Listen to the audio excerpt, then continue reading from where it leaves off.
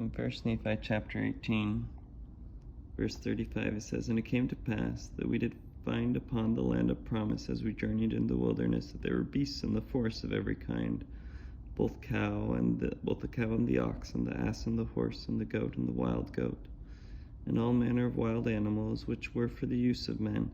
And we did find all manner of ore, both of gold and of silver and of copper." And the Book of Mormon gets criticized a lot because people argue that horses and some of the other animals that are mentioned didn't exist in the United States, or in the Americas, not necessarily the United States, because the Book of Mormon isn't necessarily in the continental U.S., but in the Americas, until the Europeans came. And so this is obviously evidence for those people who make this argument. This is evidence that the Book of Mormon was fabricated by Joseph Smith, because he didn't realize that. There's lots of ways to reconcile this, though, if you want to believe in the Book of Mormon. There are prehistoric or now extinct versions of the animals that exist at the time. For example, horses. Digs have found evidence of prehistoric horses about 10,000 years ago in the Americas, and it's possible that some of the populations survived past that. So you could say, well, yeah, there were horses. It's just that we didn't have evidence, and they died out before the Europeans came, or the Europeans saw them. Right? Another theory is that this is a linguistic issue.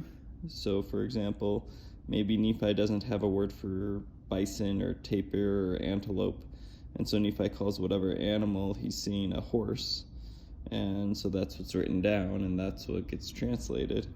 Another possible theory is, bison could be cows. Maybe Nephi really is writing down something different, but that it's in the translation process, it somehow gets interpreted to cow or horse. And that gets into theories of the translation process. Is Joseph Smith dictating? Is Joseph Smith given impressions in his mind by God, and that he has to form them into English words? And so if Joseph Smith doesn't know the word for, tapir, he might write down horse, because it's a horse-like animal. That's the impression that he's getting. Or is Joseph Smith dictating words that he sees literally written out on a seer stone?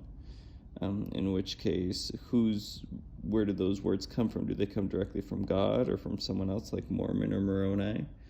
And what was their understanding of these different animals? So I guess there's lots of ways to continue to believe in the Book of Mormon, even when there are acronyms like this. For me personally, it doesn't matter. Like, the Book of Mormon, I don't base my belief in the Book of Mormon on whether or not there's some anachronism. I guess my thought is, if there's something written in the Book of Mormon, there's something either that we don't understand about the translation or the religious process, or there's something we don't understand about the science. And it doesn't really matter what we don't understand. I'm going to choose to believe in the Book of Mormon regardless. And I'm okay not knowing exactly how the word horse got in there, versus the other ones. That's not the determining factor in my mind.